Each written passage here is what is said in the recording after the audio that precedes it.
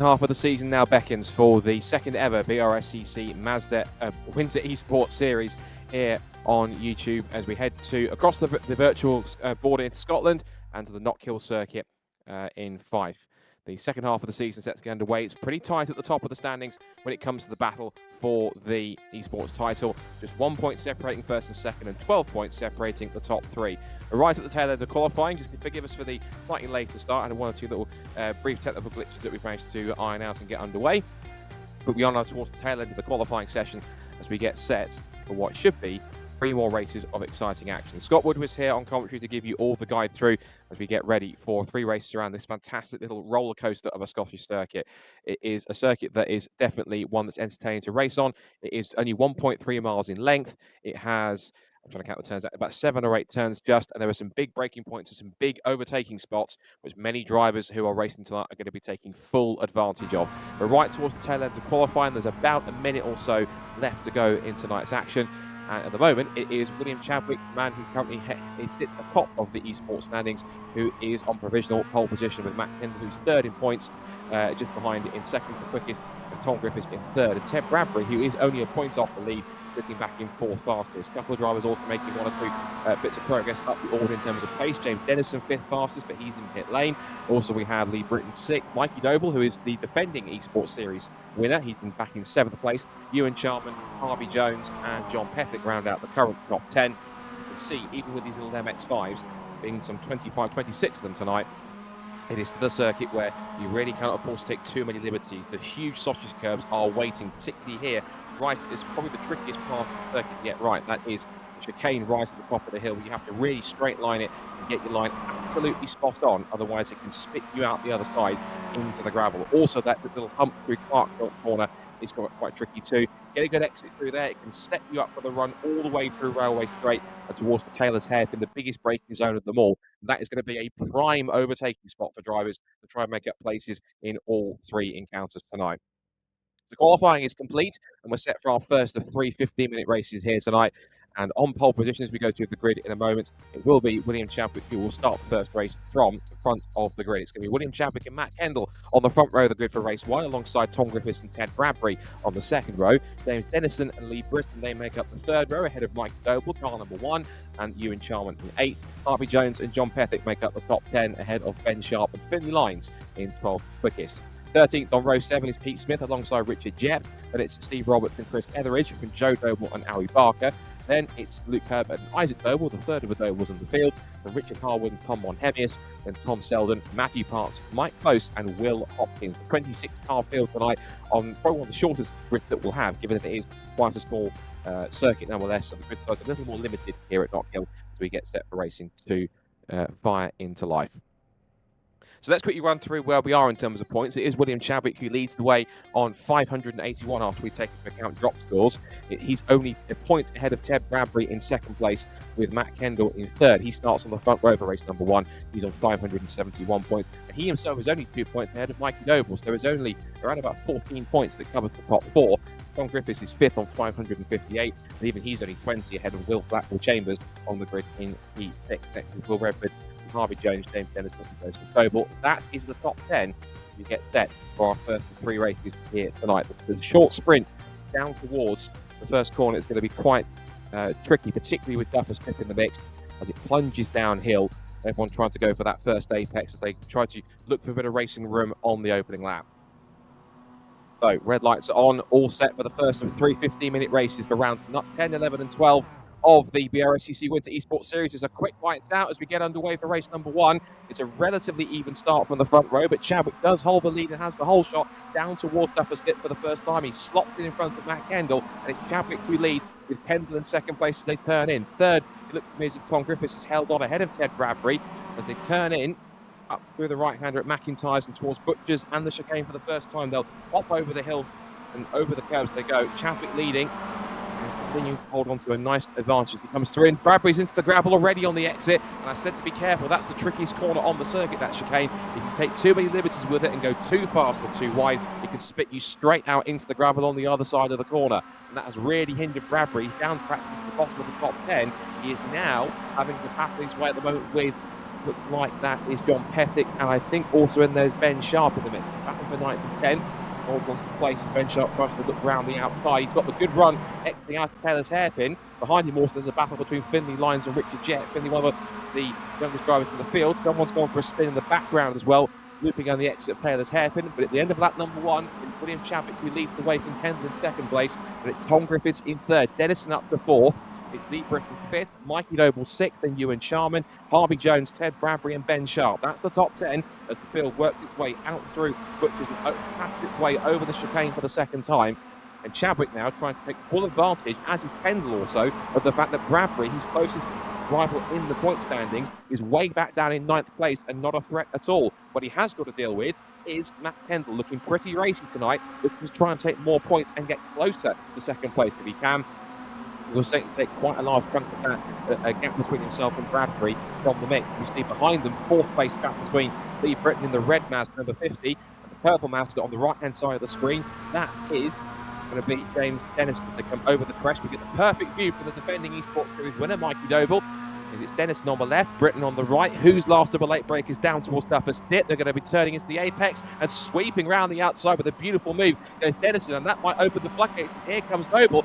2 for the price of 1 towards McIntyre's. Brilliant stuff from Doble. He always elbows inadvertently Dennison that wide. He tried to go for the line and didn't realise that Doble was right there. A little bit of damage on the front of Lee Britton's car. You can tell there might have not been totally without some contact, as you can see, on the opening couple of laps. I think that came on the opening lap when he was trying to find his racing room. But Doble then making his way through, also making moves behind, is Ewan Charman in car 45. He's currently sat in 6th position. He's the red and white car just behind these two, battling over 4th place with a huge send up the inside of Taylor's into Taylor's hairpin. Almost lost my words after that kind of move. Couldn't make it stick, and he loses out on the exit, not just to Doble, but now to Charman on the inside line, and Charman gets the better run up the hill, side by side now towards Duffus Dip to start lap number 4. Who's going to be last of the late breakers here? Charman has track position. He will turn in front of Britton and reclaim, or take at least 5th position. Little wag of the tail on the exit as he hits the compression right at the bottom of the hill at Leslie's, and through he goes into 5th position. So whilst all this is happening, both Chadwick and Kendall will focus on this for the time being. This is where the battle really is, although it's getting quite close to the front, and a good reason to switch because Kendall's gone through, but runs wide on the exit of Clark Curve, and also Tom Griffiths has gone with them. Now this gives Chadwick the momentum that he needs to put himself back alongside, and it's level for the lead now. Chadwick on the left, Kendall on the right, and it's Griffiths now watching on in 3rd place, trying to also try and take 2 for the price of 1 if he can try and squeeze through. Kendall gets the red on the exit. Can he try and put himself alongside? Chadwick is trying to defend as much as he can, pulls the car to the inside line, and Kendall thinks, if you're going to play that tactic, I'll just go around the outside if you're going to defend on the inside all day long. And now it is side by side, wheel to wheel towards Duffus Dip for the lead of the race already, and we're not even 5 minutes in as Kendall holds on for 2nd place. Chadwick tries to defend for his life for the lead. And Chadwick now with one of his sternest challenges for victory so far this season. He's had to make a couple of comebacks through the field to take victories, but out in front here, both Kendall and Griffiths are making it a little more interesting for him in these first 5 minutes. Got through Clark Curve. Thump of the curve on the inside line from Chadwick. Just catch the breath a tiny bit. Mikey Doble back in 4th place. He's pulled away a little bit from Lee Britton. He's got about a 6/10 of a second on Lee. Now back up the inside goes Kendall. This time an inside pass to make it stick. A little cleaner than it was on the exit of Clark Curve when he ran wide. But Matt Kendall hits the front at Knockhill in race 1 of the evening in the Winter eSports Series. But here comes Chadwick on the retaliation. Up the hill they go, and up the inside he comes past Kendall. He'll have the racing line and the Ruby need to go inside at Duffus Dip to reclaim the lead, which he does. Hits the curb on the inside. Thank you very much, Matt Kendall. But back into the lead goes Chadwick. And I love the fact that Griffiths here is just sitting back and waiting for the opportunity. This might be it because Chadwick runs wide. He went too wide on the exit of McIntyre. Hold on. There's Kendall into the grass, Chadwick back off, and 3-all. What did I just say? Tom Griffiths squeezed past both of them in one sequence. Into the lead goes Tom Griffiths in race 1 of the night. Into the lead now. He hasn't yet won an eSports Series race, not to my knowledge anyway, so he could possibly take his first Winter eSports Series win if he can hold on for the next roughly 10.5 minutes. Out of Taylor's hairpin, the complexion of the lead battle changes, and look at behind them. We've now got Mikey Doble in 4th place and Britton in 5th. They have both started closed in here with all the scraps that are going on in front of them, so it could be a 5-car scrap for the lead.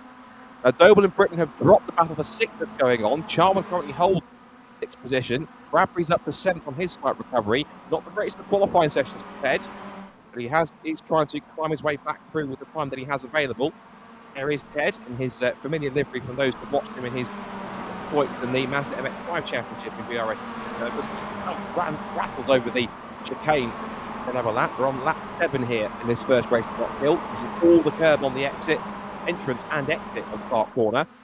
His next target is Ewan Charman in that red and white machine, looking for 6th position. It's almost 3 abreast to a lead in front of them. Here comes Chapwick back up the inside of Griffiths, who gives him the room. Kendall almost gives Griffiths the hurry up on the apex of the hairpin to get 2nd place, but it is now fight for the lead, and behind in the background, that's John Pethick's gone around. Lucky not to be collected, and that's one of the purple cars, either Dennison or Smith. I think it is Smith, in fact, because Dennison's just gone past him as well. But Pete Smith loses his front bumper as a result of that. We'll get a replay. Whilst that free wide moment was happening, this is what happened to John Pethick. Down to the hairpin. Takes the approach. Now, the jumper was he pushed? He did it just by himself. He got way too close on the apex. Yeah, there was a little slower on the apex, and Pete Smith, with kind of nowhere to go, passes into the front end of Pethick's car and loses his front bumper. So that will affect his handling. He's dropped behind Dennison and close. Not too much to do there. Is it the barrier? That's one of the Dobles? I thought for a second it was Bradbury, but that's one of the Dobles that's gone into the barriers. That's Isaac Doble out of the race. One of the Dobles in trouble, and an early bath for him in race number 1. He'll have to come back again. Meanwhile, it is all kicking off again at the front of the lead. It's now 5 together. Griffiths leads. Chadwick has 2nd, but for how much longer? Because Kendall's getting the push up the hill for Mikey Doble. Lee Britton's up the creek without a paddle at the moment. He's not getting no draft from anyone apart from possibly Chadwick. All 3 into 1 at Duffer Stick won't work, and they're side by side for 2nd. And somehow Chadwick holds on for the time being again. Kendall's still getting the hurry up from Doble. Britton Watkins wants to try and look for his opportunity to get back into the fight. And here comes Ted Bradbury in P6. You can see the white, orange and blue car right at the back of the shot. He's now joining in the fight. And he certainly needs all the points he can get to stay close. Of course, all this is not going to work. It's not going to work for Doble, though. Contact with Lee Britton. Off the road goes the defending eSports Series winner.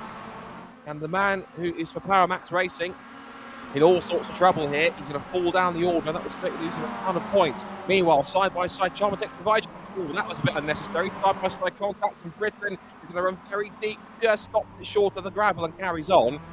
But I won't blame him for being a little bit disgruntled by a move like that. Not suggesting it was purposeful at all, but maybe just a bit of over-enthusiasm there from Ewan Charman, trying to find a bit of racing room. Now the reflection's changed a little bit. It's now Griffiths, who still leads away from Chadwick in 2nd place in Kendall, but look who it's benefited the most. It's Ted Bradbury after a rough qualifying session, not as high as he would like to be. He's battled his way through, and now he's next to catch up to the top 3 and make it a 4-car scrap for the lead, with 3 of the main runners in the point standings at the moment. In fact, if you look at the point standings on my screen, essentially 4 of the top 5 drivers are now in those top 4 positions. The only exception, it was a few moments ago, was Mikey Doble. He was in the mix, but he's now rejoined 12th. I'm just about surviving that off into the gravel. Up the inside into the hairpin goes Chadwick. And that is the move for the lead. Or is it? As Tom Griffiths says, I see exactly what you're up to, William. Does the switch back up the inside, and he will just, I think, lead over the line. It's going to be very close. The gap between them is about 0.5 of a second, and it gives him the track position that he needs to hold on to the lead if he can turn into Duffer Stick first. As does Chadwick dare go around the outside? It's the latter. He dares go around the outside. He puts the brakes on for the second part of the compression. They're still wheel to wheel in towards McIntyre's. Again, Griffiths up for the undercut, and Ted Bradbury arrives in the background, sideways at the apex of McIntyre's. Chadwick loses out into the chicane. He backed off, and through goes Matt Kendall in 2nd place. Now Bradbury's past the fight. He's wiggling around trying to find some traction on the exit of the chicane. Ted Bradbury then on the charge here, and he knows the nearest rival in the points. Only 1 point separating them before tonight. He is on the prowl now to try and demote him off the podium. But now it's Bradbury versus Chadwick for 3rd place. Both of us turn the fight here for the for the points. But up in finish, another big send from Ted Bradbury. Beautiful pass, we can hold on to it. And they now literally are wing mirror to wing mirror up the straight. A little bit extra the hairpin to stay in front. Bradbury gets the flow up the hill from Chadwick. Not quite sure what the free hope. Up through the right-hander. Now through down the hill once again. Another twitch there from Bradbury, just holding on. He really is throwing this number 53 car around a lot. Side by side again. Kendall's going to try and reclaim it. It's some of the best race we've had all season. They rumble over the chicane. four of them all together, and it is bringing Charman, Jet, and Harvey Jones into the mix now. Bradley back up the inside for third place, in towards Clark Corner, and he's into a podium place. He runs wide over the gravel. This now gives Chadwick the chance to come back at them. Kendall also looking for a move on the lead. You don't know where to look at this point. It is literally 2 by 2 like Noah's Ark down towards Taylor's hairpin. Kendall up the inside, under brakes. He takes over back into the lead, covers off the line, and he holds on. But look at the train now. It's 7 of them. And Bradbury, well, that's a bit much for Ted Bradbury, I have to admit. That was a bit sort of, Bradbury got the better run off here. Maybe Ted didn't realise he was that far enough alongside or getting a well a drive off the corner. But either way, it is still side by side for third. Chadwick back through. The drivers might say after this, can we come to Knockhill every round? This is fantastic stuff as they go through, and Bradbury's back up the inside. They almost touch. They're still wheel to wheel. How they got away with that without too much shenanigans is absolutely beyond me. But they're stacking each other up into that path of Charman, Jeff, and Jones. It's 2 seconds covering the top 7 at this point in time, and we've still got another 3 minutes to go. On board with Ted Bradbury, looking at the back of William Chadwick's car now. He's slipped in fourth. He's got Charman right on his rear bumper by about 4/10. He comes through left-hander through the railway straight back through Taylor's hairpin again. This is the passing spot, although there's many other spots to overtake here at Knockhill. He can make it happen. In a line now, Kendall gets a little bit of respite, a brief break in the front. He's got about half a second on Griffiths behind him. He's trying to close back in as they come back into Duffer Stick now. This is on lap number 14. Fastest lap of the race for the record. It's been taken so far by Lee Britton. Further back, this is Bro Doble on the outside of James Dennis, looking for 13th place. Does the switch back on the exit. Nice and neat from Joe Doble. Can he hold on? He's still going up the inside. He's going to try and stay there if he can. A little kiss between the two of them. And there in front of them is the recovering Mike Doble, still back in 12th place. Will hurt in terms of points, but he may well have to use this as one of his drop rounds and certainly try and reclaim some points back if he can. He's not too far away from Steve Roberts. And Sharp, of course, in the mix there in the top 10, facing their Finley lines. Good run for Finley, actually, up in 9th place. What did I say about it being calm at the front? Kicking off again, now less than 2 minutes to go, and it's now Tom Griffiths back under pressure from William Chadwick. Over the crest they go. Now up towards the wrong-hander at Duffer Stick again. Under 2 minutes in this race. It's still side by side. Chadwick goes back through in 2nd place now. This is the view from Ted Bradbury.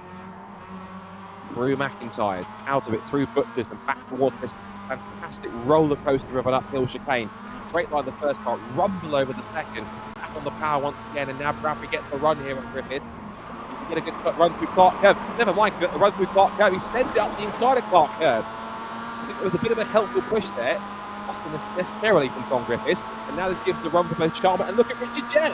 He's got past Charman, surely not 2 for the price of 1, down the outside, 3 abreast of the Taylor's hairpin. Jett sends it past the outside of all of them, gets past Griffiths, gets past Charman. That's one of the moves of the season. That's fantastic from Richard Jett.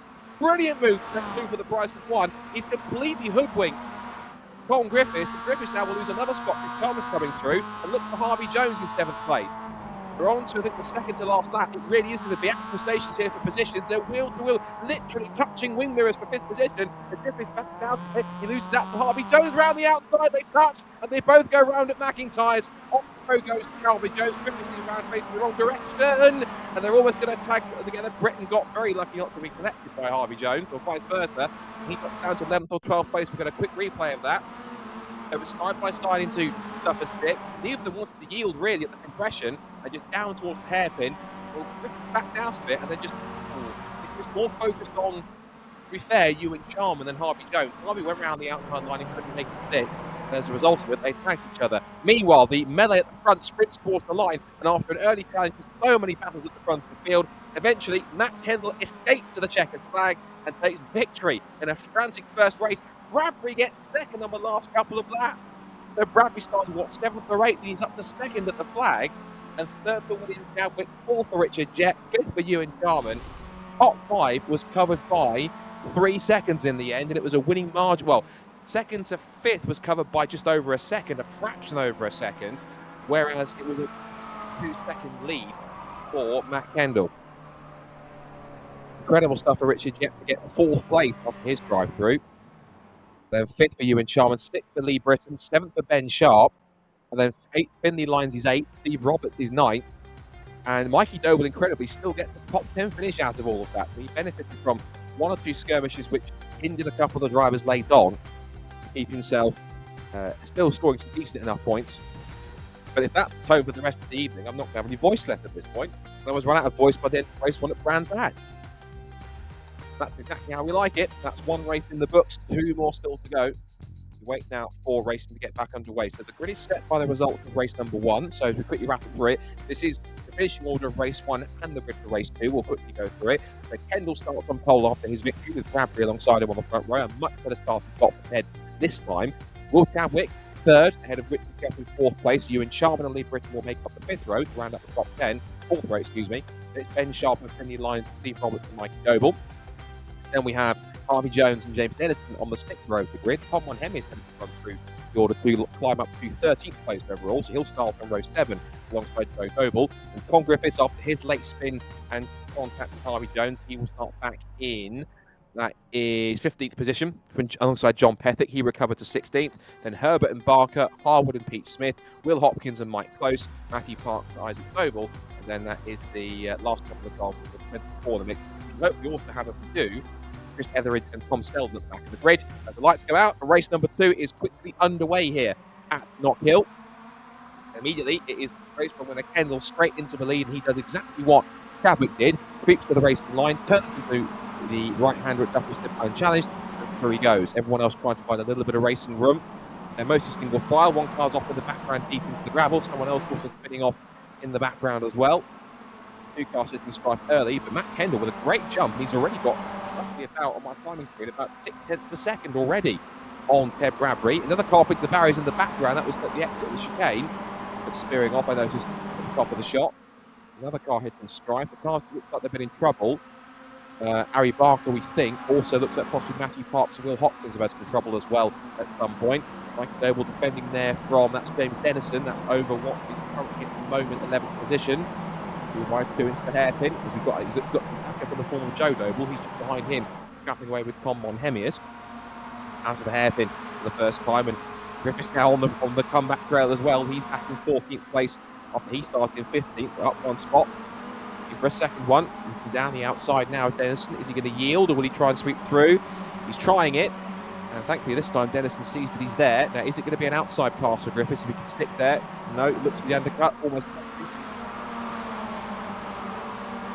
Come through rumbling over that chicane. Another car has gone off in front of them. That's one of the Dobles. In fact, that is Joe Doble, so he was running pretty well. He was outside the base of the top 15. He's now had to rattle through the gravel, and he's now back down towards the top 20. Meanwhile, battle on between the main contenders in the points, because we've now got Ted Bradbury holding on for 2nd place, with Chadwick on the threat himself from Ewan Sharman. Again, Bradbury straight to the inside line to the cone from Chadwick, because he knows that he's going to come to the inside, and he will come. This time, he tries to look for the outside move. He's not been averse to taking the outside line into a corner, particularly up a stiff. He's done it once before. He's doing it again. He'll have the inside line for the next pass at the bottom of the hill at the compression, and trying again on the inside for McIntyre's. They're still side by side, and Ted Bradbury shows him the edge of the road. He's off the road. He's lost 1, 2, 3 spots. Kangaroo for a second. He pounced over that first part of the curve at Butchers. All kicking off already in his early stages. Finley Lyons getting involved. One of PCR UK boss Stuart Lyons taking away with the points leader, and that goes Lee Britton. I think he got inadvertent help there from Will Chadwick. I think Will argue, look, he spun in front of me, I had nowhere to go. That's how it looked at least. A little bit too enthusiastic over the curve, I think, from Lee Britton. And off the road he goes, down the order. Still 3 abreast now. This is between Harvey Jones, Finley Lyons and Mikey Doble.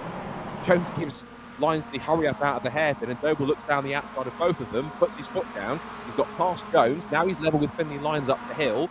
And does he dare go down the outside? Also behind Will Chadwick trying to recover, but he's got Ben Sharp, who's regular in the Civic Cup, breathing down his neck. The 5 of them head through Duffer's Dip and to the bottom of the hill together. There goes Finley Lyons past Sharp. Oh, 2 wheels for Finley. Sharp up the inside, he loses out. And Mikey Noble ever got produced again. He's got 2 for the price of 1. He's got both Lyons and Sharp on the exit of McIntyre's. I think Sharp was so busy looking at Finley Lyons, he didn't see Mikey Noble flipping up the inside and getting past him too. Here comes Harvey Jones with the send up the inside into Clark Corner. He elbows Sharp out wide. Sharp has absolutely none of it. Now they're going to come back down towards the Taylor's Hairpin once again to end lap number 4, and it's still Kendall that leads with a 1.1 second advantage over Bradbury in second, Charman in third. This is a big scrap though, this is the 5th place downwards because Jeff is up there in 4th place. We'll concentrate on this for the moment. This is where the big battles are towards the bottom of the top 10. Also getting involved here, you've got James Dennison in the purple MX-5. Finley Lyons has dropped back a couple of spots, but he's now scrapping with Con Griffiths now side by side for what will be 10th position. Where do you look for this one? Up the inside for Jones, he holds on ahead of Ben Sharp. Griffiths gets past Finley Lyons, and now he's under threat from Tom Monhemius and John Pethick towards the bottom of the top 15. That's also rounded off by Luke Herbert, former 3-time MX5 Super Cup champion turned team boss. And Joe Doble, who's the second best of the Dobles in the field. The other one, which is Isaac Doble, only 2 spots back from Joe in 17th position. Up the inside goes Dennison, past him to take 8th position. Now they come back through, looking back for Dennison, looming large behind him is Ben Sharp. Here comes Tom Griffiths. He senses the opportunity, he's got the inside line. Does he dare send it down the inside? Not on this occasion. He sits back and tries to get a better exit. He's trying to, as he scrabbles for traction, but Taylor's Hairpin on the apex. And they come back up the hill, and away he goes. Now, this is Matt Kendall. That's not Pete Smith ahead of him in terms of the race positions, but he is way down the orders. He was somebody who hit strife early on. Other cars that went spinning off on the first lap. This is intriguing, though. It's Kendall's responsibility to get around the slower car, but also Pete Smith can't necessarily hold him up. Pete Smith does, in fact, do the smart thing and does some good driving to move out of the way of the leader. Good stuff from Pete, well done.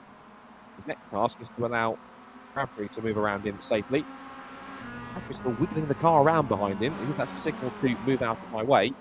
Or just testing something with the handling. Either way, Pete Smith does do the correct thing, which is good. A more sensible drive from Pete to allow the rest of the field through. Go further back. They're sensible, and then there's this lot scrapping over the bottom of the top 10. Here comes Tom Griffiths up the inside of 9th. You can see that is Harvey Jones, and no, there's another car that's had some trouble before that's further back down the order. I think they're trying to keep out of the way. And that is Harvey Jones, or is it Ewan Chum? Either way, there is a red and white car in front of them, which I think is a lap down, in fact, so he's not in the fight. Yeah, because this is the next car in the order. That's one of the cars that's a couple of laps down or further down the order. Through, and they go. There's John Pethick's gone off in the background. Just spotted him there in the back of the shot. The blue and white car spinning around. John Pethick, who was 3rd in the MX5 Cup and Championship point in 2023. See how that happened. He was fighting away with Joe Doble. Now, did he jump or was he pushed? Let's have a look at this. Doble looks down the outside, looks for the cut back on the exit. Is there a tangle? Oh, yes, there is. Guilty as charged, I'm afraid, for Joe Doble. And it's clear as day, I'm afraid. Tap between the two of them. But we'll let the stewards decide if there's any action on either one for that. And carry on with the races we're looking at here. Finley Lyons and Tom Monhemius, 2 of our younger racers in the field, having a scrap here. And back towards the right-hander at Dufferslip again. This is on lap 7 here in this second race of the evening at Knockhill for the BRSCC Winter eSports Series, round 11. It's a fantastic little Scottish roller coaster that is the Knockhill circuit. It's a wonderful track to go to in real life. I've been there a couple of times for BRSCC events. You saw them launching over that curve. That's one of the defining features of the Knockhill circuit, that infamous chicane. Whenever you've watched touring cars in the past, that's a famous shot of watching the cars up on 2 wheels. They rock over the curve, one after the other like a freight train. Great to see. Anything that races here tends to follow in their wheel tracks pretty much the same fashion. So half distance reached in race number 2 of the night. Matt Kendall's lead, that was about 1.1 seconds, is not that anymore. You can see that Kev Bradbury right on his rear bumper as they turn through Dufferslip on lap 8. Thinks about putting a move, and he's almost put Kendall off a little bit there. He just missed the apex ever so slightly. Bradbury looked at the inside line. Good run also for Ewan Sharma, one of his best performances so far this season. He's now up there in 3rd place, looking for an overall podium. If he can manage that, that'll certainly be quite a good order of points for him in the right festivities. There he is, Ewan Sharman for the Alpha eSports team. To have him on the grid. He's now watching carefully, just waiting for an opportunity because he's seen what's happened before. He's been involved in some of these battles, but it's kicked off and it's about to, because Bradbury looks up to the side, catches Kendall almost completely unawares. But again, you've got the grip on the outside line. You can stay there, and the slightly better traction gives Kendall the ability to come across the line, only just ahead of Bradbury by the tiniest of margin, about 21 thousandths of a second. but it's side by side for the lead in towards Upper Stip. Bradbury has the inside line with a flick of two wheels over the curb at Upper Stip. He's into the lead in race number 2. Now, the question is, he's become the hunter. How does he deal being the hunted? And the answer is, well, not great at the moment because Kendall's gone back through. Or side by side, it's not going to work, and they realise that late. They both almost run right over the curb, and now here comes Charman taking full advantage. And again, exactly what we mentioned. He's sat there patiently, waiting for those two to battle, and he's taking full advantage when it starts to kick off, and they both hold each other up. But Charman now second, but under pressure from Kendall, who's coming back at them towards Taylor's hairpin. Remember, Kendall was good on the outside line last time by. Can he get better traction on the corner here? They're all running fixed setup, so ultimately it's down to whoever can run the line the best and who can get the most out of the machine they've got underneath them. All equal machinery, essentially. Down to the driver, Matt Kendall, slowly but surely, edging himself alongside, trying to get himself in second place. Up to the inside of Charman he goes, into Upper Stip, into the runner-up spot once again. And up to 2/3 distance. Charman thinks about the inside line, flick of the inside curve to put it on two wheels through McIntyre's. Up through Butchers and the chicane. Still, Bradbury, Kendall, Charman, of which he gets not too far back. There he is in the orange and black car in the background. The driver that's helped Team Northamptonshire Racing take 2 Student Motorsport Challenge titles in a row in the City Car Cup. 2 on the bounce for them. First one in 2022 when it was known as Met Motorsport. And they changed the team name to Northamptonshire Racing. So Richard Jeff at the wheel, still the same Peugeot 107 and still the same title for them.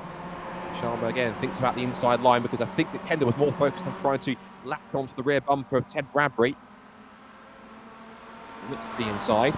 We know how stringent that Bradbury can be on the defensive, but he has to realise that he's there and give him the room, and he's going to be up the inside here as Kendall. And again, Bradbury darts to the outside to take that racing line, which actually helps him out a little bit. Runs a little deep on the second part at the bottom of the hill. Okay, he's all out of shape on the. It affects him. Twice. Carmen's up on big wheels. This brings Jeff into play. Put yourselves out, boys. 2 wide into chicane won't work, and Kendall squeezes his way through. He's forced Bradbury to back out of that one and into the lead again. After losing it for a few laps, is Kendall. We're going to onboard that for Kendall. We'll see exactly how he did that. But for a second, let's go back to the onboard for Kendall. So there is Bradbury. He's all out of shape on the approach towards the hairpin. The right hand of McIntyre. Where is he? Where is he? He's on our right hand side, edged out wide. But by this time, force Bradbury to back out just about here, take the straight line through the chicane, and we're into the lead once again. So clean stuff, an excellent move from Matt Kendall. In fine form tonight. Now, interestingly, William Chadwick is back in fifth place. He's not making the inroads that I thought he would do. He's in fifth position, but kind of, again, sitting and watching and waiting for these two to kick off, and it's going at it again because here comes Bradbury back up the inside in towards Upper Stip, and again, he's so out of shape under brakes for McIntyre. How he gets that car stopped is beyond me. But that car is certainly the most liveliest and wiggliest car out there on the grid. And they're all stacking up behind him now because you've now got in the mix Bradbury, Kendall, Charman, Jet, Will Chadwick, and Mikey Noble. There's the man for the Cup car engine. You don't want a view of that one. That's because Matt Kendall almost fits in the back of him. Now Kendall's got the runner here on Jeff, and Mikey Noble's looming in the background, defending eSports Series winner in 6th position, looking for the move. Here goes Chadwick up the inside for 4th place. Likewise, Charman wants 2nd place from Kendall. Up the hill they go then. 2 by 2, up the hill, in a line for 1st, 2nd and 3rd. They've got to sort out 4th place. Jeff on the left, Chadwick on the right. We have the view there for Mikey Noble. It's going to be 4th position. It might not be if Jeff goes down the outside. Thinks about it, but thinks discretion is the best part of valour, and it now puts him right under threat for Mikey Noble. Pick up the inside for 2nd goes Ewan Charman. A little bit of a love tap there, but Kendall gets sent out onto the gravel and loses 1, 2, 3, 4 places. This late in the race, he's got some work to do now. He's gone from 2nd to 6th in one move. But now, that's changed it completely. It's Bradbury leading, but now Ewan Charman in 2nd place. In a race like this, keep on Bradbury's tail. Could Ewan Charman take a victory? Not if Chadwick's got anything to say about it, because here comes the points leader coming into the night. For 2nd place, the white and green car. He's looking for the outside line, but Charman sees it coming, sends it down the middle of the road and stops it right on the apex. Great stuff from Ewan. A quick to the tail of oversteer there from Jet. He's under threat also. Here comes the recovering Kendall. He's been sent to the inside line by Mikey Noble. These two know each other from BMW Compact Cup days. Kendall still races in the championship, whereas Mikey Noble now is a rising star in the BTCC. But these two have raced each other before. They know each other from the BMW days. They're keeping a pretty stern battle between the two of them, and Noble holds on for 5th position. Quick mention for the rest of the field. We'll stay with this battle for the top 6. It's the liveliest battle at the front for victory. of a quick mention to those who want to watch this. The 7th place is called James Dennison. In the background, keep an eye on it. We've got 7th between Dennison and Griffith. Griffith seems like he's gone through just now. And Harvey Jones in 9th and Ben Sharp in the top 10. So changes of foot towards them. Further back here, Matt Kendall is now, well, Noble's got past Kendall, and he's also got past Richard Jepp, and now Jepp's under threat from Kendall. They're all back each other here, and there's a tangle between Chadwick and Sharman. Sharman's off onto the grass, but it's also killed both of their momentum. Here comes Noble. On to the last lap they go here. It's 3 abreast across the pit straight, but Noble gets the toe from Chadwick. He gets the little nudge up the hill, and Kendall's watching all this. If I stay where I am, I think they're just the final lap in 2nd place if I'm playing my cards right. Side by side for Sharman now. He's all over the place trying to hold on ahead of Jeff. Up on 2 wheels. Here comes Kendall to try and retaliate on Jeff if he can. Get backed off a little bit. But all of this is favouring a runaway Ted Bradbury up at the front of the field. Last lap of the race, I think it will look like. He's coming up onto the back of one of the back markers here. Didn't hold him up too much, I don't think. And in fact, yeah, back marker moves to the outside and allows the faster car through. But the battle of the 2nd down to 6th, they're going to catch them all at the top of the Taylor's hairpin. That's going to be interesting. How they're going to deal with that? They're going to come to the 2nd flag. Are they going to get the 2nd flag this time? No white flags coming out, I think. Is it one more time around? The answer is it is. So they're going to get one more time around this time. It's not over. Now then, that back marker is right in front of the scrap for 2nd down to 6th. How's that going to play out? The Bradbury then, as they get slightly more overcast skies here at Knockhill into the 2nd race, is now has a better chance to run away. So the back marker thinks, I want no part of this at all, and that's the way he gets. Let's just about everyone through. There goes Jeff and Kendall. Yep, got through. Now then, there could be a space for 2nd here because Noble's on the back of Chadwick as a result of Chadwick being held up by the back marker. Inadvertently, Chadwick get past immediately. Noble could steal 2nd here if Chadwick's not careful. Might have a last-minute send down the inside if it's possible. Now they make their way up towards the right-hander at the hairpin once again. The right-hander into the hairpin, and actually a big send from Noble. He gets the helping hand of the ex-pin Chadwick. Let's keep the sprint to the line. Ted Bradbury goes to the checkered flag and wins round 11 of the BRSCC Winter eSports Series race overnight at Knockhill. But Mikey Noble snatches 2nd on the line. On the final corner with that last ditch move at Taylor's hairpin, it is 2nd place for Mikey Noble, and Will Chadwick has to settle for 3rd place. Sharman gets 4th, but he could have been so much higher in 2nd place if he'd held on. And it's Richard Jepp in 5th, Tom Griffiths 6th, Kendall was 6th, Jepp in 7th, excuse me, and Tom Griffiths in 8th position. So let's rephrase it, it's changed a little bit. So we've got from the top, Bradbury's won the race, Noble in 2nd place, Mikey Noble, 3rd for William Chadwick, 4th for Ewan Sharman, 5th for Matt Kendall, and 6th for Richard Jepp, 7th for Griffith, 8th for James Dennison, he was a bit further back at the end, 9th for Harvey Jones, and 10th for Ben Sharp. That rounds out the top 10. A couple of other notable drivers that were further back, looking to see them down the order. Isaac Noble was 11th, was ahead of Joe. Luke Herbert was 13th. Finley Lyons, who was in the top 10 at one point and running pretty high, he ends up in 14th. Ahead of John Pettick, who had a tangle with one of the Nobles. I think it was Joe Noble he tangled with. He slipped down to 15th position. And Lee Britton also had some bad luck in that race, and he dropped all the way down to about the bottom of the top 20. So, wins apiece then for Matt Kendall and Ted Bradbury, but the man that came into the evening leading the points by a single point, no victories just yet. So you have to try and do it again here. Now, what you have to remember is that the grid is going to be set by the result from race number 2, with the top 10 reversed. And given my slightly sieve-like memory on this point, I can't remember exactly who finished 10th. So I should probably need to look back and see exactly who that was. I might have to quickly look back on the broadcast on YouTube very quickly to see who it was that actually did make 10th.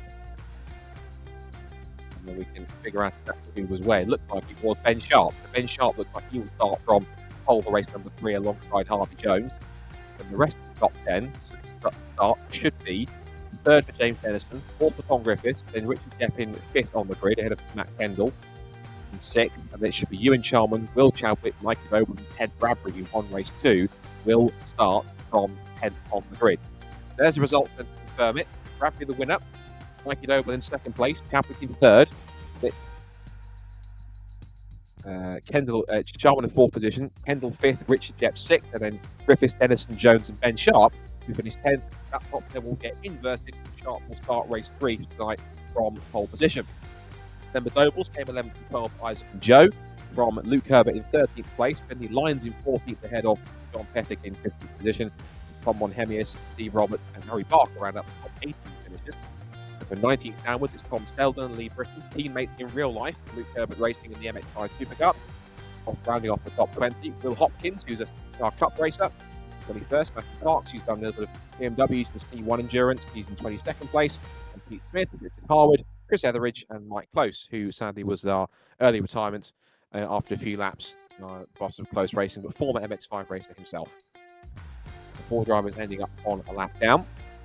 Now, whilst we're in this little bit of a break here, whilst we cars head out on track for a little brief 5-minute warm-up before race number 3, mention that if you are a BRSCC racer or you're planning to race the BRSCC Series Championship, you can now both register and enter races for the 2024 season. You can head to racehub.brscc.co.uk and you can head on to register for the series and also start entering races on top of that as well. There's been some excellent uptake from a few series in particular. 3 we can mention specifically are the incredible Audi TT Cup Racing Series, with phenomenal uptake and genuinely phenomenal numbers coming in already for the Audi TTs. If you're planning to race in that championship, I strongly advise, if you're watching this or watching this back, go and register and enter the races that you want to enter right now. Even if you can do a £50 deposit for those races that you can't fully pay for now, but you will at least secure those spots initially, you can pay the balance later on. You can do that if you need to. And also make sure that you have an active BRSCC racing membership. The other ones that have been pretty well supported so far, all have been fairly well supported, the ones we can mention. MX5 Super Cup doing pretty well with registrations already. That's been quite a popular championship.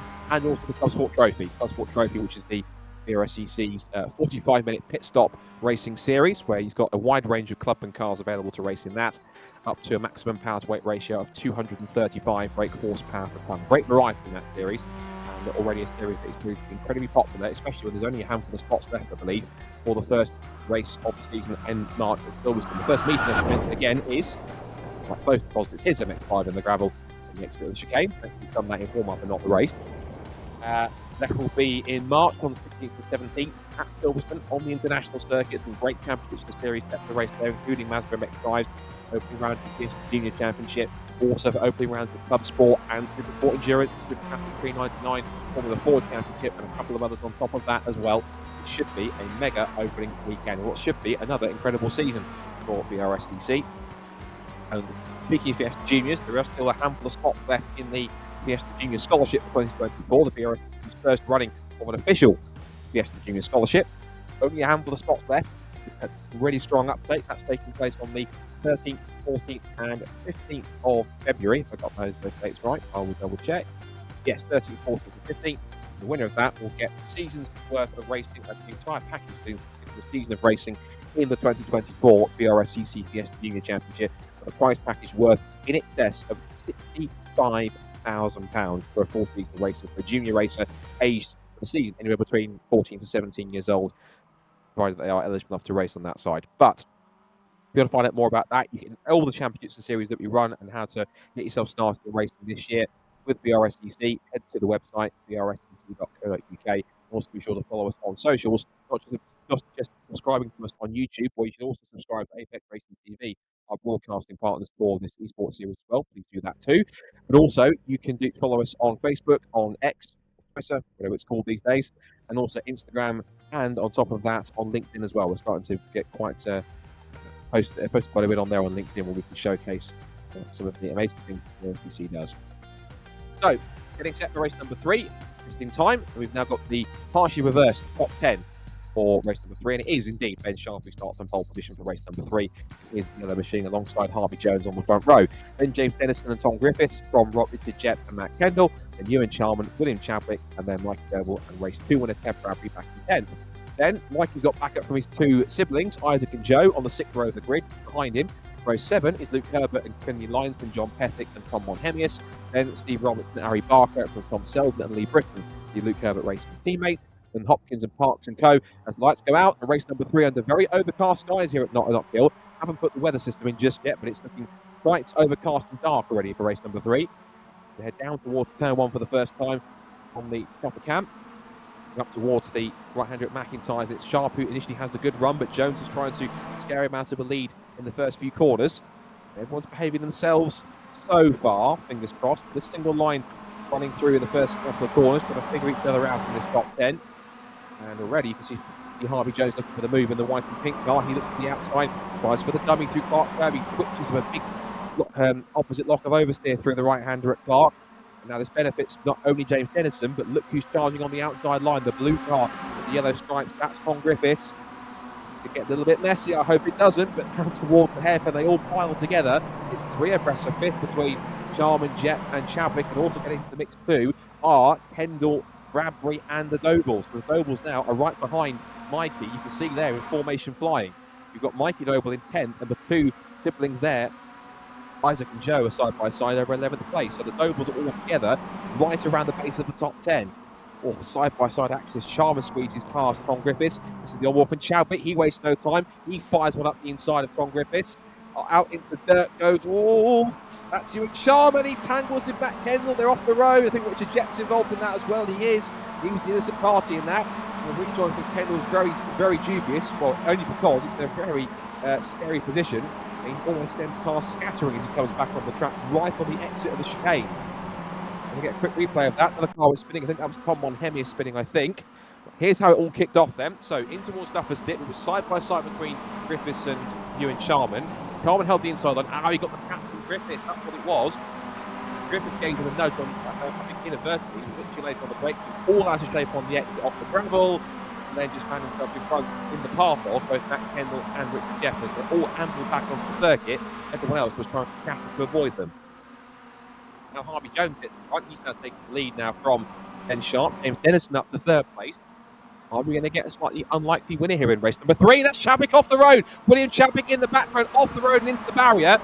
Now then, let me get a replay of that, because the big question, did he jump or was he pushed? So William Chadwick then, from our cameraman tonight, our producer, back onto the replay. So focusing on William Chadwick, let's see, did he do it by himself or did he get some help?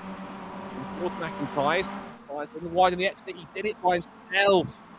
Running wide on the exit, McIntyre's a little too hot into the right-hander, off into the gravel, and that oversteer moment just spits him out the other side. Now he's rejoined back in 22nd position. It's right down towards the back of the field. The comeback drive, I think, on the back of right close here. Meanwhile, at the front, it's all action stations between Jones, Sharp and Dennison for the lead. Into the right-hander at Duffers Dip. Again, fantastic, these large curves here at Knockhill. So we're going to get a replay here quickly as Harvey Jones puts it on 2 wheels. This is how he took the lead. So he got a nice run on the exit of the hairpin. A little bit of a tap of wing mirrors between himself and Sharp. Literally kissing wing mirrors down towards the Dip. He had the inside line. Up on 2 wheels over the curb. Thank you very much. That'll be my first place all day of the week. At the front, it's now a 5-car scrap for victory. Sharp has got back 3 in fact. Whilst we're watching that, the complexion of the front's changed again. But now it's Sharp in front of Dennison, and Jones has been shuffled back down to 3rd place. Now under threat also from Bradbury in the black, orange and blue car just behind him, and 5th place man Tom Griffiths. He's been involved in 1 or 2 skirmishes tonight, but he's up there in the top 5. Now it's a chance for Ben Sharp, who we regularly see usually in a front-wheel drive Honda Civic these days. He also runs his own team in Ben Sharp Racing. But now getting into the mix here in the SR Next Global Cup car in this eSports series. Runs a little deep into the exit of McIntyre's. It now brings Dennison back into the mix.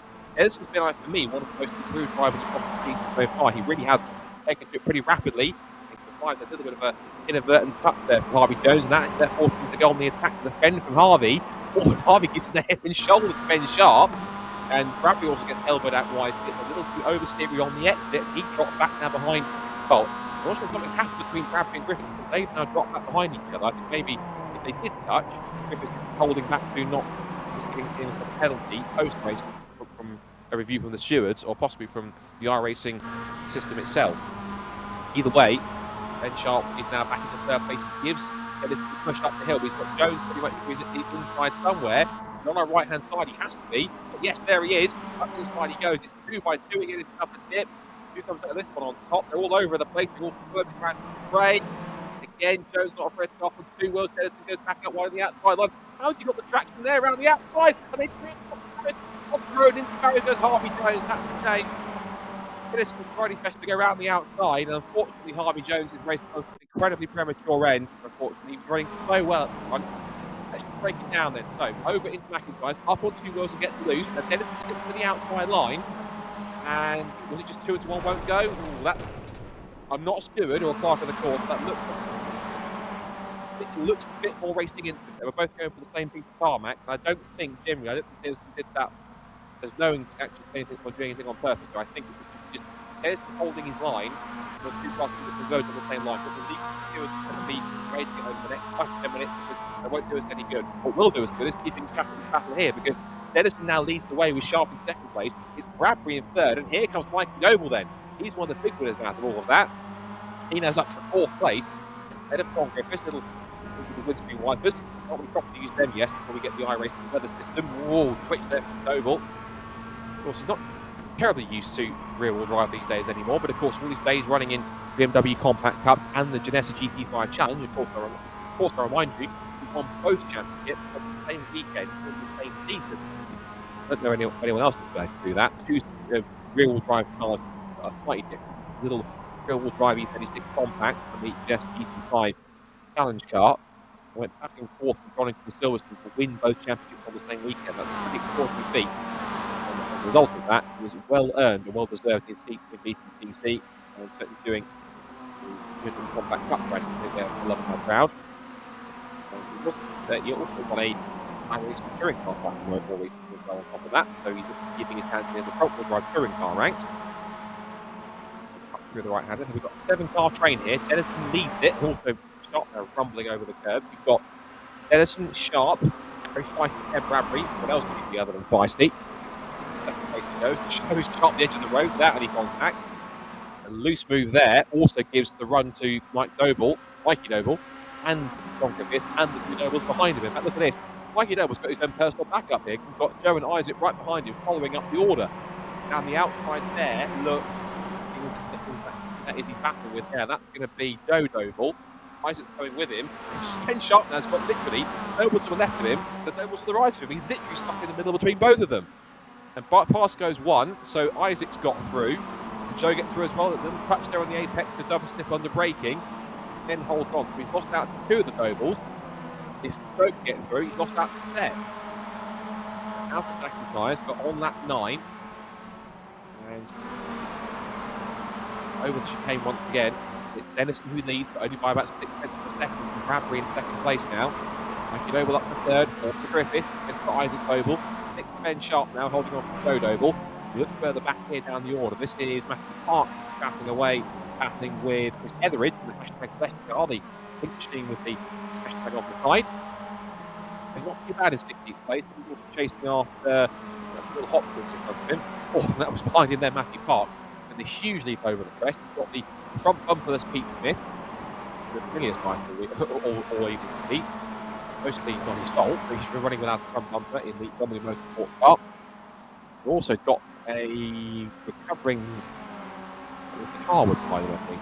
It's a lap car behind them. It's not positioning. The next car behind them, pole position, is Mike Close. He's 11 seconds back. He's not quite close there. It's possibly somewhere. I think the car with it. It is, but he's not too far away from them. Dennison, meanwhile, with Bromley Racing crowd here, as one struggles in the mid-pack. The other one up at the front of the field, but now having to deal with the raciest of the racy drivers in the field, which is, of course, Ted Bradbury. There's never a moment with Ted Bradbury, whether it's in an MX-5 in real life, an MX-5 in the sim, or even in the Fun Cup, where he's not doing something that's, at the very least, mildly impressive or mildly entertaining, which is quite good to see. Now then, Ben Sharp behind, I think, is now focused. I think now got two of them stacked up right behind, and also on the fight. Who's that in 8th position? Matt Kendall in 8th position. He's not too far behind either. In fact, not far behind. He's right on their tail. But he's looking for the move here up the inside. Here he comes. Matt Kendall sends it up the inside of Joe Noble. Almost forced him to capitulate on the apex with the neck cars at McIntyre's, and through he goes. So, what was the Noble train? He's broken it up once again. He's now up to 7th position. Facing after Isaac Noble and Ben Sharp. In a top 5, that would certainly be a nice help for him. There was a point. So starts this first race. This third race, I should say. He is doing quite well at this point in time. Now, for the lead, they get spicy. Mikey Noble versus Ted Bradbury, whilst they both put the pressure on James Dennison. Taylor's hairpin. They've got Finley Lines, who is a bit of a lap back ahead of them. He's back in 20th position, lap away. While Ben Sharp is still battling with Isaac Doble. And also in there too are still Matt Kendall and Joe Doble. They are battling, that group are battling over at the moment 5th, 6th, 7th and 8th positions. The rest of the top 10 is filled out currently by Steve Roberts and Ewan Charman as Ben Sharp wants to try and get himself back past Isaac Doble, but Kendall's on the prowl here as well. He's got the inside opportunity here on the exit of McIntyre's, the next corner of Butchers, but again, you can't go side by side to the chicane. You can, but you're mad if you try it. Kendall then gets the good run. He's looking to the inside and have the opportunity here to send it out the inside, which he does. He makes it through. Meanwhile, for the lead, it's all changed. It's now 2 by 2 quite literally because Griffiths is getting involved here. Literally, Doble is giving Bradbury the push past Dennison. They both make it past. Dennison thinks, well, enough of this. I'm going to go back down the outside if I can hold on. Loses out to Bradbury as he hits the front. Doble gets the traction off the exit to try and get the inside line for second place. And he might even get the push up the hill from, of all people, John Griffith. Somebody else we know quite well from BMW Compact Cup days. Up towards Duffus Dip, it is 2 by 2 again, side by side, 2 deep. Bradbury holds on. Dennison look round the outside for second place. Around goes Doble. We need a replay of that because I didn't quite catch if there was the contact or not. Either there was or it was just on the compression. The MX-5 landed wrong and round he goes. He's took down to 4th, in fact, but like you don't put out of podium places, we need a replay of that to see exactly what happened. Right, here it is then. Let's see what happened then. So, from a more close-up view, back at Joe Doble. What happened before between these two, between Joe and Sharp, but we'll get the replay, I think, of what happened to Mike in a second. Oh, that was worth watching, actually, because Joe Doble did actually, there was a bit of a tangle there between the two of them, and it was Sharp and ended getting edged out wide. Let's see for the replay. Now, here it is then. He's battling for 3rd place here with Dennison. Up inside he goes. Now, let's watch carefully. Up the inside there. Is there a tag between himself and Dennison? Now, that's either he's hitting the bottom of the hill wrong, or that's simply just bad luck with net code. Either way, now here's the replay from on board to Mikey Doble's view. So inside, Dennison's to his outside here. On the inside from the next part of the corner, it looks like he possibly did get a hit, but it looks more like if you look at it, looks like there's a visible gap between them when that happened. It could be net code, unfortunately. But I'm afraid in sim racing, it's one of those things that just happens. I'm afraid there's one of the things that unfortunately sometimes is just completely unavoidable. And I'm certain James Dennison would not have done anything on purpose. I'm certain. And again, there is anything to be had. Stewards will have a look at it and decide if it was net code or simply anyone was at fault. Meanwhile, let's put that to bed and carry on because we've still got about just less than 2 minutes to go in this final race of the night. Ted Bradbury escaping up the road to take his second win of the evening will certainly benefit him no end. We should mention William Chappick after his exploit. He's back in 30th place. But both of the guys here, as Kendall again can't seem to find a way around despite everything that's happening around him. Still can't find a way past Isaac Doble. Joe right behind him as well. He's literally in a Doble sandwich. Isaac in front, Joe behind. And there's Mikey going over the chicane, just a couple of cars in front. But literally, apart from Kendall breaking them up, it would be all 3 Dobles in 4th, 5th, and 6th. Kendall being the literal cat amongst the pigeons, shall we say. There's Mike Close also trying to keep out of the way. Tries to go to the outside line, but in fact actually finds that Isaac Doble is using him for the toe to stay in front of Kendall to get what he's got. But look at that. It's knocked him through the middle of all of them at the inside line. If he makes that move stick, that's a brilliant pass and a brilliant bit of racecraft from Kendall. He's got the inside line. He manoeuvred past quite close, and when Isaac went to the inside line to open up the gap, Matt saw the opportunity up the inside line. He can make this stick, and look at Joe on the outside as well. So fun at work from the ball. Start by starting towards Duffus Dip. Does he hold on? Is there going to be any touch on the brakes for Joe? And they stay as they were. That was almost one of the best moves of the evening, along with the outside pass that we saw with jet make as well. That was brilliant stuff from Kendall. Ever the opportunist to try and hold on. Meanwhile, we're on the last lap of the race. Big change for a second here. Griffiths goes up the inside and holds on past Dennison. Dennison might get the run here. He's up the inside line. But will he go for that last minute dive into Taylor's hairpin? He's going to try and push himself alongside if he can. Griffiths defends the inside line because he doesn't have room. Last of the late breakers into Taylor's hairpin. They almost get right off the back of Bradbury. But Griffiths gets the undercut. He's going to sprint to the checkered flag here. Ted Bradbury will win his second race of the night. He will take victory in round 12 of the season. It's going to be second place. It's going to be side by side in the photo finish. But Griffiths only just gets it, literally, by 22 1/1000ths of a second from James Dennison in third place. But crucially, it is Ted Bradbury victorious in the Winter Esports Series once again. The youngster who has been a sensation in the MXI Championship takes the win. And certainly, both he and Matt Kendall, particularly in this race, will have taken big championship points out of leader Will Chadwick. It was only a point between them coming into tonight. Pretty certain that it's either going to be Kendall, possibly even I'm sure now with 2 wins, Ted Bradbury, that will go up on to essentially take the lead in the point standings with 2 more races events still to go. Another frantic evening of BRSCC Winter Esports Series action. I'm sure you'll agree. Knockhill certainly delivering. It's quite a unique circuit, but it's certainly put on some fantastic action from start to finish. Brilliant job from everyone involved. And generally, we had some very clean but very exciting racing, and Ted Bradbury really does best, which is piling on the oversteer, wiggling around all night. Now he gets the proper excuse to go sprinting because he has got 2 victories. And first, let's put him, I'm sure, right at the top of the standings going to the next couple of meetings that we have coming up.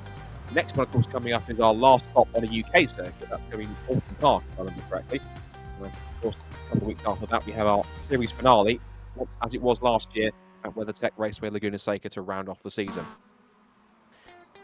So, looking back here, this is what happened with Mikey Doval. This is looking back here in fourth position for him.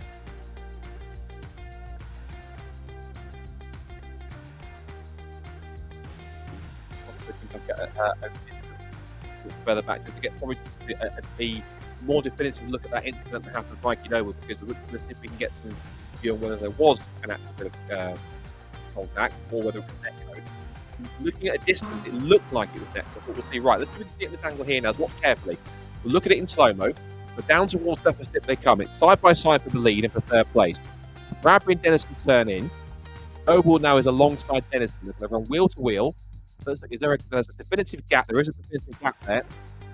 So it is actually a larger net code that's caused that one, I'm afraid. So I think, in all fairness, I think Dennison, there shouldn't be anyone to blame there, in my humble opinion, because if we look at the net code and the evidence there shows there was no physical contact between the 2 cars.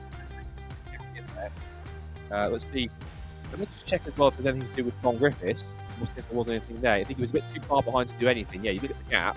I think he was way. If I look at see on the onboard here, yeah, clear as day, that is definitely net code. So that's really, really bad luck for both drivers. Dennison for being in that position, and Doval for being the one that was on the receiving end of it. That's if you're calling an opinion, which you don't normally with a commentator, that's simply looked to me like very strong net code, and that should be it. But Clark, of course, will have a look at it and review it and see if they can do. But in my humble opinion, that's the way to net code. So let's just have a quick recap of the results from race number 3. And it was Ted Bradbury who took the victory from Tom Griffiths in second place. And there are the results. Race 2 result. There we go. So Ted Bradbury from Tom Griffiths and Dave Dennison. He should be happy with a podium finish on Bromley racing third. The Dobals picked up 4th, 5th, and 7th. 4th for Mikey, 6th, 5th for Isaac, and 7th for Joe, with Matt Kendall picking up 6th. Strong drives, but quiet drives for Steve Roberts and Ewan Chalmer for 8th and 9th. And then Ben Sharp rounds up the top 10 after he started on pole in race number 3. And it's John Pethick and William Chadwick, who will look back on this as possibly a couple of missed opportunities. Didn't win one race all night, but a couple of podiums. But I could probably use at least one of these results tonight. At the moment, one of his top scores. It was the 13th for Richard Jett, followed by Chris Etheridge and Pete Smith rounding up the top 15. And Lee Britton, Phil Hopkins, and Harry Barker in the top 18, followed by Finley Lyons and Tom Selden. Then Mike Close, Richard Harwood, Matthew Clark, Harvey Jones, and we also lost as well early on Luke Herbert and Tom Mon-Emius. We've got just the one driver waiting in the interview area, so we'll bring him in. He, of course, the man that has taken more victories than anyone else tonight, 2, and certainly trying to get himself back to the top of the standing in the Winter Esports Series with that performance, and that is Ted Bradbury. Ted, as ever, one of the most entertaining drivers out there, because I think there wasn't a corner where your car wasn't at least wiggling around or sideways, but nonetheless, 2 victories, excellent stuff for you all night, and that's certainly giving you a massive haul of points against your rivals in the standings after 3 very intense races at the front. Yeah, it was interesting. Obviously, Knockhill's always an interesting one, bouncing over the curbs, always trying to find grip. But yeah, I managed to stay out of trouble in that last race. I don't know how I avoided that big crash coming up the hill, but yeah, it's a good race, and yeah, see what the season can do. just watching the back on the replay, that incident up towards the chicane, I think you were literally centimetres away from being involved in that. You were very lucky to get away with that. It happened literally on your right rear corner, so you managed to get away with that unscathed. But in general, it looked as though your car was in pretty good form. It looked as though that Knockhill was good to your driving style on the whole. But it was a circuit that really did gel with your driving style and was successful on this car. Yeah, again, it's quite an aggressive track, always over curbs. It suits my driving style, quite aggressive. I like driving these cars quite aggressive. It seems to gel well with me. But yeah, it was like you said, it's centimeters away. I've watched it back and I just can't believe it. But yeah, that's the key, I guess. Just stay out of trouble, see what I can do, and I'd also like to say a big thank you to my team Altus and AB Motorsport, just always helping me and always being the best they can do for me. So thank you for that. It's working because you're up the course, the front and battling as strong as you have to on the real MX-5s, of course. Next one coming, of course, is our last stop on the UK part of the calendar, which is Norton Park. There's the circuit that had you race it, well, there again, of course, originally. It looks as though my head, in terms of calculations, that you managed to take some good points off both Matt and also particularly Will, of course, because you were a point apart from each other coming into tonight. Yeah. So you feel as though there's going to be a bit more pressure, given that you are in that fight for the eSports final. Is it going to be more pressure, or are you just going to take it race by race and just whatever happens? What's your approach going to be? Yeah, I'm just going race by race, see what happens. But Alton Park, I live about 20 minutes away in real life, and I know that track like the back of my hand, so I'm feeling confident, especially going into a track like that. But it's very tight and twisty, so again, it's like stay out of trouble, see what we can do, and hope for the best, and just enjoy myself. And thank you to you guys for commentating. It's always great to see like this series MX-5s getting good exposure, because it's filled with good drivers and filled with good talent. Well, that includes you yourself, and I'm looking forward to see what you can do this year in the MX-5 Championship, of course. No pressure, but I'm tipping it's one of my personal favourites of the past, because how strong you were last year. So no pressure, but I'm sure you'll be absolutely fine this season, I'm certain. But again, thanks for great entertainment. 2 wins tonight, which is certainly well earned, and we'll see you at Alton Park in a couple of weeks to see how you can get on, and fingers crossed more of the same for yourself. Yeah, we'll see what happens. Thank you very much. Great stuff. Well done, Ted. Excellent stuff. Here for our double winner from tonight here at Knockhill. Ted Grand Prix looking for more victories, I'm certain, for the next round at Alton Park. We've also got the man who took victory in race number 1. He was a bit up and down the grid. He's in the interview waiting there, so we'll bring him in. Race 1 winner, Matt Kendall. Matt, your night was very much a bit of ups and downs, really, highs and lows. You had the victory race number 1, and then sort of mixed fortunes in 2 and 3. Just talk us through your kind of very topsy-turvy night tonight. Oh well, race 1 was a dream. Having Will get a slowdown on the last lap, just all the stress just disappeared out of my body at that point. Race 2, yeah, it was good fun. Knockhills like that sometimes, where you can, if you're in the lead of the train, you're in trouble. If they catch you and you get into a bit of a battle and you get blocked past, which I did, you just sort of get swallowed up by the train, and that's racing. And race 3 was a bit of a mess on lap 2, with 4 or 5 cars trying for the same bit of track.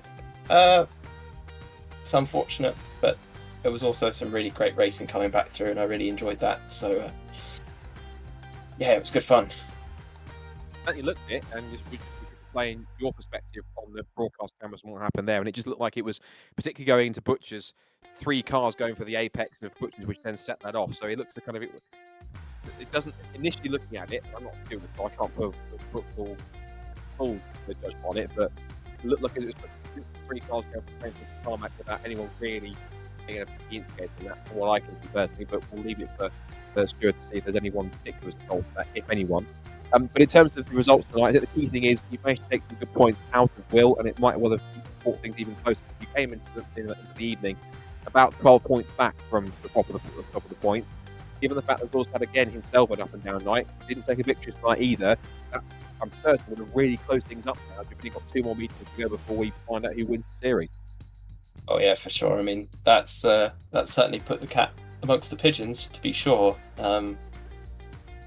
Yeah, I think Ted's probably going to be leading overall, but on drop scores it's going to be very, very tight indeed, and I'm very excited to see how that's going to turn out. I think so are we. And finally, Alton Park coming up. I think you got some experience of it from your compact cup exploits, but in many cases, is that a circuit that you're looking forward to, and how do you rate your chances there to possibly get another victory and keep the title fight as close as possible going towards the Undertaker? I mean, I really like Alton. Hopefully, I don't bend my steering this time, like I did in real life. That would help. That would be optimal. But yeah, I do like Alton. The main thing is just going to be not clipping those iRacing solid tyre fails at the chicanes and just surviving. I think people are going to need plenty of practice not to do that part, I think, because certainly otherwise that could cause one or two issues, shall we say, on that side. But nonetheless, that's something we'll worry about in a couple of weeks' time. Nonetheless, well done on victory in race number 1, and for coming back from the exploits that you had in races 2 and 3, and fingers crossed, all being well, we'll see you at Alton Park, hopefully, back in the lead fight, and keeping the title fight alive all the way to the good stake. But for now, great evenings racing, and we'll see you in a couple of weeks. Yes. There we go. So that's just about it. We've only got Ted and Matt in the mix there. So, of course, we will wrap things up for our eSports broadcast tonight. Thank you to those who've been watching both on the Apex Racing TV broadcast and on BRSCC. Make sure that you subscribe to both channels if you haven't already. Of course, BRSCC haven't quite finalised their live stream package yet. But there will be some live stream events again this year. Which one? We're deciding and working out. We'll have news on that as and when it's available as soon as possible. But again, there'll be more eSports action coming up in a couple of weeks' time, where the next rounds will be coming up to the penultimate meeting of the eSports series for BRSCC. Alton Park International, rounds 13, 14 and 15. That takes place on 2 weeks from now on February the 8th. We head to the season finale on February 22nd, the only international race circuit we go to in this series, and that is whether Tech Raceway is going to stake, where we will find out who wins the 2023-24 BRSCC Winter Esports Series, whether or not Mikey Devil can work his way through to retain it, whether it will be the likes of Ted Bradbury, Will Chadwick, Matt Campbell, or somebody else who might steal in and possibly grab the points they need to get themselves in the fight. Again, if you want to find out more information on everything BRSCC does, you can head to the website, brscc.co.uk. Be sure to also check out fxracingtv.com as well. Thank you to Will Blackwell Chambers and Matt Kendall for all their admin work in the background. Thank you to Hydro Race for supporting the series as well. Thanks to iRacing for the platform, of course, on top of that. And thanks to all the BRSCC's partners and sponsors and associates, and the likes of Sim Motorsport, Silver Lake, Run Your Fleet, and everyone else on top of that as well. Minerva's Virtual Academy as well. Go and check them out too. And until next time, we will see you for more eSports action coming up in a couple of weeks. We head to Alton Park in Cheshire to find out if it will be Bradbury, Chadwick, Kendall, or somebody else who will rock around Cheshire to get victories at Alton Park. But until then, take care. We'll see you in a couple of weeks' time, around 13, 14, and 15. Until then, bye for now.